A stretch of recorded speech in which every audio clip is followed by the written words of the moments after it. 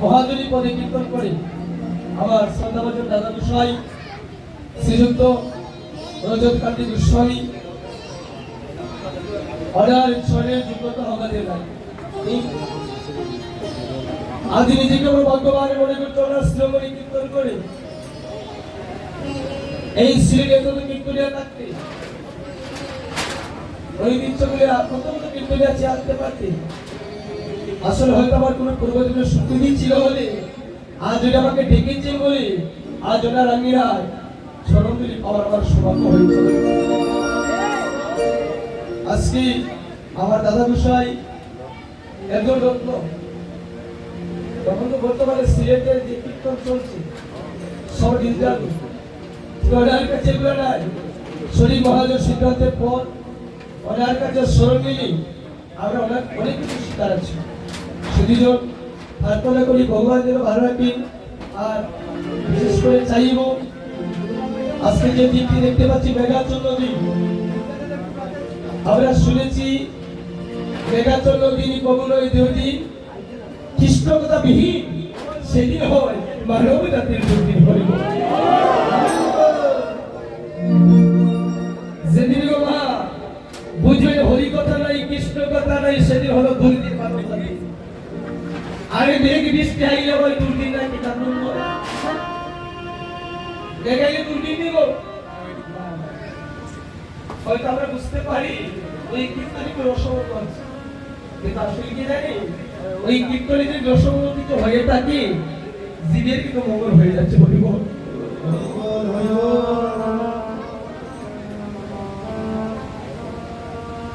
আমাদের নবমীরা ভক্তি আসছে, আমাদের নয়টা ভক্তির মধ্যে প্রথম হল শ্রবণ।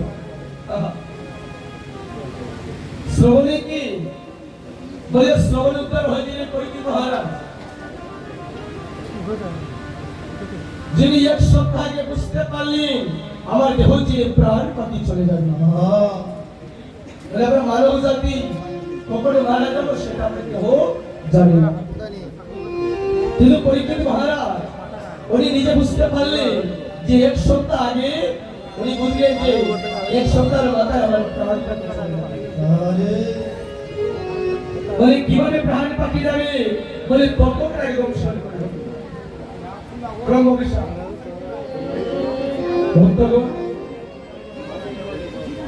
আসলে কি ততটা ধ্বংসলি করেছিল, বলে হে বলে ততক নাহান ধ্বংসলি করেছিল বটে, বলে নান হয়ে ধ্বংসলি করে নাই। বলে দেখি অসময়ে বলে বরিফল চিনি বা বরিফল ওই বরিফল আছে অসময়ে একটা বরিফল ধরে কেন খাইতে বলে বাড়ির যে মুরুখের আছে ওনারা বলতে অসময়ে কুসময়ে যে ফলটা ধরে ওই ফল কেটে নেই। বলি কেন কেটে নেই, বলে ওই ফলের মাধ্যমে হই তখন হাত প্রবেশ করি, বলে সেদিন পরীক্ষিত মহারাজকে দংশন করেছিল। হরিব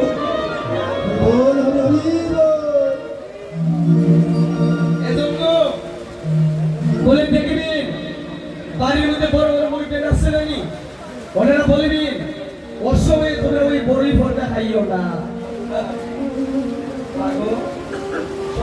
একটা নিয়ম আসলে আমরা জানি না।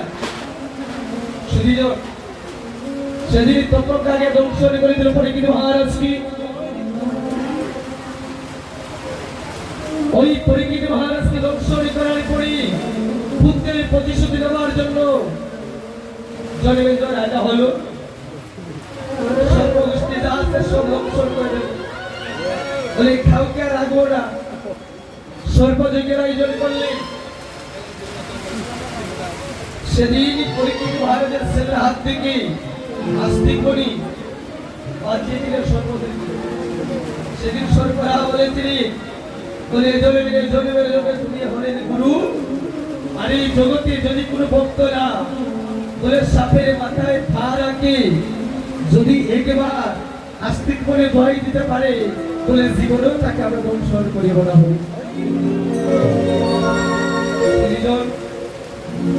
আমরা সবাই হাতটা ভরে দিলে তুলি আজ একটু কীর্তন করবো সবাই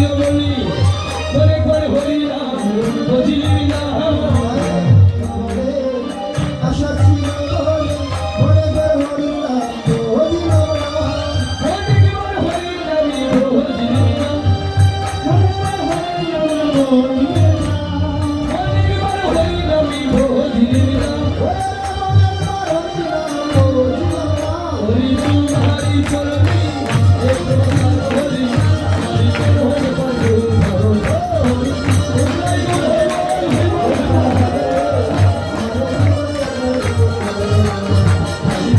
সকলে সেই দিন সঙ্গে সাথী তো হবে না গো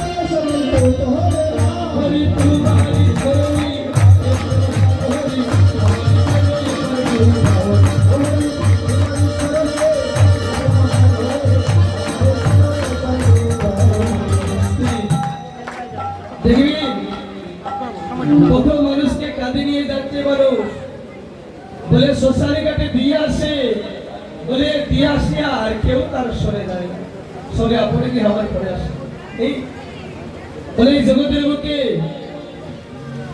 যারাই ভালোবাসবে আপনাকে সাথের ভালোবাসা ওই ভালোবাসা কাটিল দেহের মধ্যে যৌবন শক্তি আছে আপনাকে ভালোবাসবে আর দেহের মধ্যে যৌবন শক্তি নেই আপনাকে কেউ আর ভালোবাসবে দর্শকজন আজকে আমরা যেখানে উপনীত হলাম ওই স্থানটা কিন্তু বৃন্দাবন তাই না তাই সবাই হাতটা তুলি সবাই হাতটা তুলি